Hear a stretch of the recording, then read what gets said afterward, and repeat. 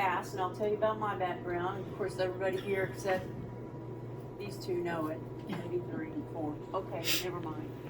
I was raised on the family dairy farm in Webster County, Missouri. And when I got out of high school, I lucked into a job at the United States Postal Service. Not right away. First, I became a single mom, bounced around a little bit, different jobs. But while at the Postal Service, I became a union steward and represented my coworkers when there were grievances against the contract, which was very entertaining. I really enjoyed helping out my coworkers. But I retired October of last year, October 31st. 1 year reunion coming up. November 1st, I threw my internet up and started running for office because I got mad. In 2020, women's rights were kind of getting thrown up in the wind a lot. Virginia became the 38th state to ratify Equal Rights Amendment, and Mitch McConnell said no, no way. And then I started paying attention. I'm a lifelong Missourian, full-blooded Democrat, but I just really stuck my nose to the grindstone and started really paying attention to what's going on in politics, and I didn't like what I was seeing. June of 2022 rolls around and women lost Roe v. Wade. Now, it's a sensitive topic for a lot of people, Roe v. Wade. I know, in my experience, and I've heard this for years, and it would just upset me, but I would just let it go. But mostly, when people talked about abortion, they were talking about that gal on the couch eating bonbons, pumping out babies for welfare. That's not what women's health care is all about. There are so many different facets to women's health care when you're pregnant with a baby. People have no idea. We don't even talk about the changes that our bodies go through when we're pregnant. We're so busy talking about just give me the right to take care of my body with my doctor and my family, by myself, that we don't even talk about all the other health changes that a woman's body goes through when she's pregnant. Have you stopped and thought about some of the things your body went through when you were pregnant? When I just said that, like your teeth get bad. There's several other things that just happen to your body. Hair, yeah, okay.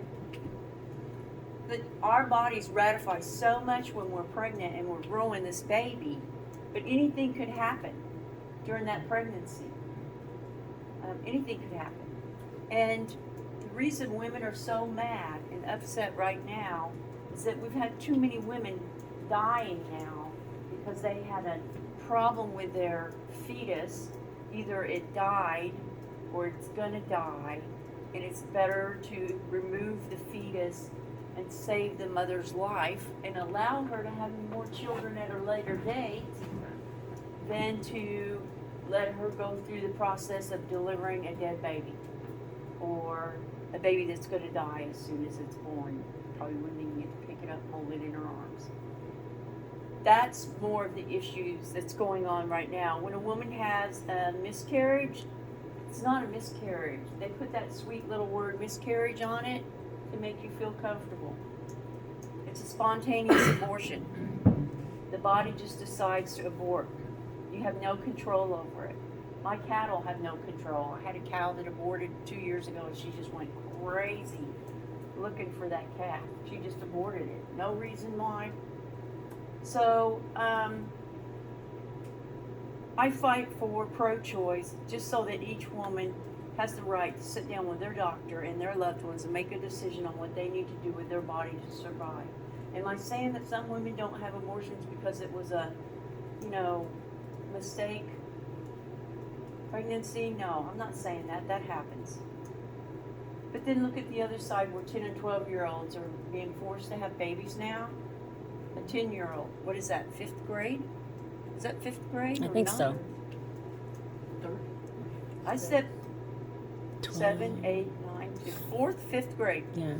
So, I sit back and think of things I was doing in 4th and 5th grade, and God forbid somebody raped me and got me pregnant. But these are the things that are going on, and these are the reasons that we are fighting so hard for this. And it's frustrating when you still hear those words, that it's just women sitting around having abortions because it's an inconvenience. Oh, I wanted to get pregnant and I decided not to get pregnant. No, that doesn't happen. That's not how it happens. But anyway, I'm going to move on. That's my number one thing that got me motivated to start running for office. Then I started looking at everything that's going on in office. I mean, really paying attention. All those long articles in the newspaper that we don't read, it says, you know, Representative XYD did ABC, and it's like, okay, yeah, that doesn't sound very fun. Oh, here's the comics. But anyway, I started really paying attention to what's going on, and this Congress alone was the worst Congress since the 1920s. 27 bills were passed, I believe. We don't have a balanced budget. It's going to be a year delayed. A farm bill, we don't have a farm bill. In the farm bill, they want to cut food stamps severely, and there's 41 million Americans on food stamps.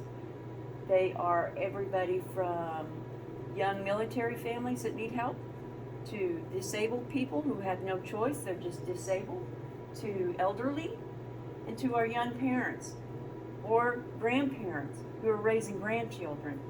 You know, young parents working 2 jobs to raise those kids and still not making enough money. Has anybody in here gone and tried to fill out paperwork to get on food stamps? Taking people. It's not easy. You have to jump through hoops. It's not somebody up there just throwing out tickets. Who's next? It's hard to get on them. So the attack that these elected officials are putting on it just is absurd to me, but I'm wasting a lot of time on the farm bill. And then, oh no, I can't leave the farm bill yet. My representative, the guy that I'm running against, is Mark Hartford, and he came to Webster County in September of last year. I was still working at the post office, and I had to stay pristine clean, Hatch Act. Can't get into politics at all. But I made a way to his meeting when he came to Webster County, and I looked up all of his bills, and I'm going to tell you 2 things here, and they're going to be kind of separate, but the first bill was the A+ Act. Anybody know the A+ Act? It has something to do with schools. The A+ Act is a bill to do away with the 1921 Packers and Stockyards Act. Oh, okay. This was put into office in 1921 to prevent monopolizing your food. Does anybody remember when Tyson got sued for $53 million for price gouging the food? Well, open up the Packers and Stockyards to the same game and it's going to be worse. It's going to be like the chicken farmers. Anybody familiar with the chicken farmers, what they're going through right now? To me, I'll just sell my cattle because there would be no market for it. They will fix the price that they pay the farmer and you have no choice in it. And they will fix the price for the consumer and you have no choice over it. That's end of story. So it's devastating to the agriculture community. It's devastating to the consumers who like to enjoy hot dogs on Memorial Day, etc. The other thing that I want to tell, this is the second thing that's a little off kilter from the farm bill, is I ran across this Reuters report while I was looking up Alford's information, and it was out of Georgia. It was talking about the governor in Georgia, and he said, yeah, we brought in 30,000 jobs. $22.7 billion into our state economy. We use the American Rescue Plan, the infrastructure bill, and the CHIPS Act. 30,000 jobs. Can you imagine what 30,000 jobs would do for Missouri? Just a case in point, I looked up the average salary for Richland on the internet. I looked this up. For a man, they average $25,781 annually. For a woman, it's $18,527. That's the average for a year. The man is making $17,000 more than the woman average here in Richland. Now, I didn't spend a lot of time looking, but I looked for your job ratio in here, and I know I've got that information at home, but this was all last minute, so I didn't get it looked up. But that alone is devastating. Even if you're a man and a woman married, and you're both going to work, and you're making $17,000 more than your wife, and you're trying to pay a mortgage, buy a car, pay for childcare, it's devastating.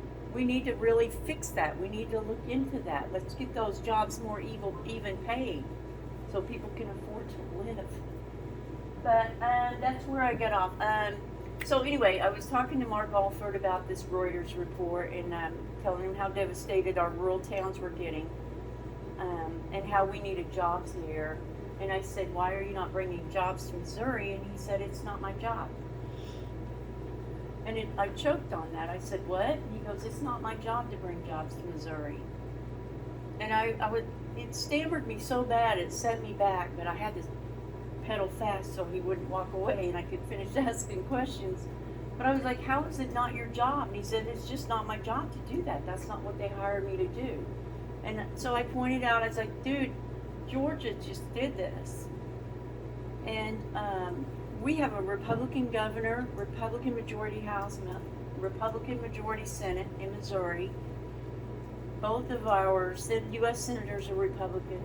The majority of our U.S. House candidates are Republican. Not one of you could pick up the phone and say, look at this money on the table. Let's bring some jobs to Missouri.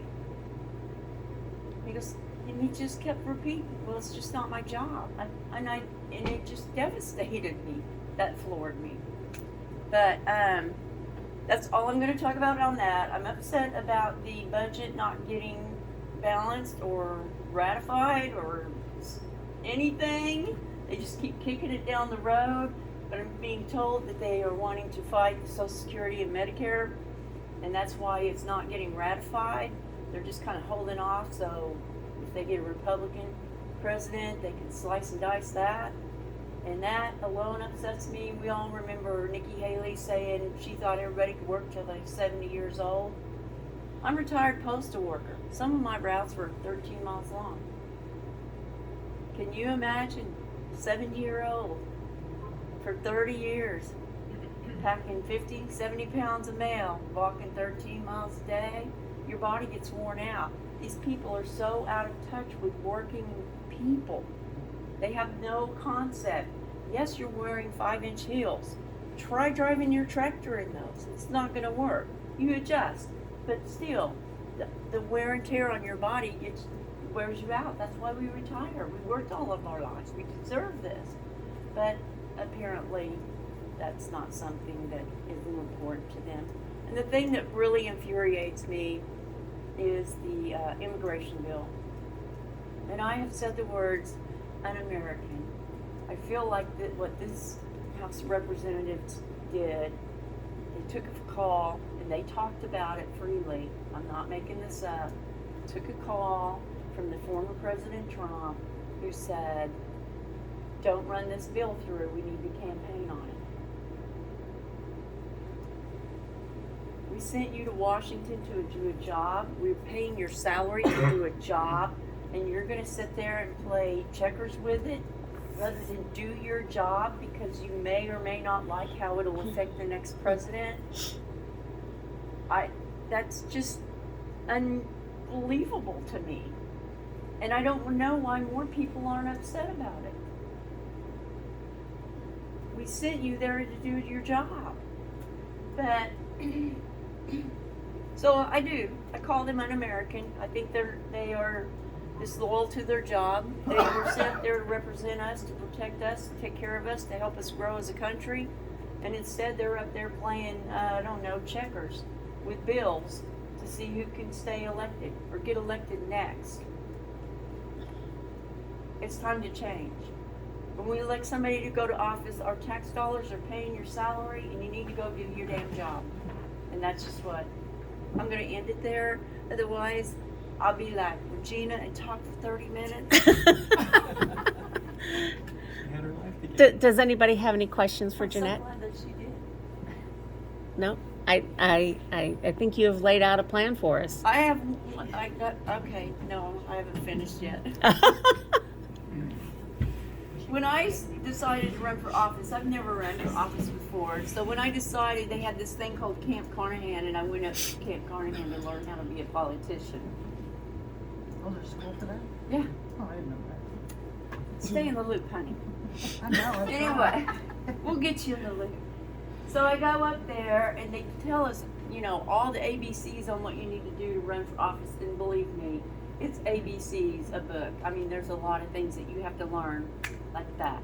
And so one of the things that they told me, they said, you got to pick 3 items and that's what you run on, no matter what. You just pick 3 items and that's what you campaign on. And I'm like, how in the world can I do this? Because every day I turn on the news, something else stupid is happening.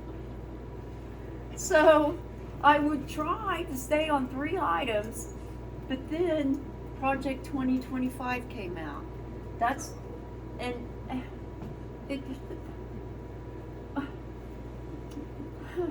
That covers everything.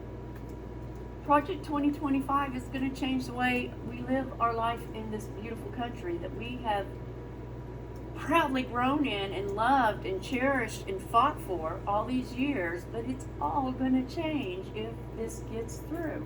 And a lot of you will disagree with me, and that's okay, but I've read it, 900 and some pages. It's pretty scary.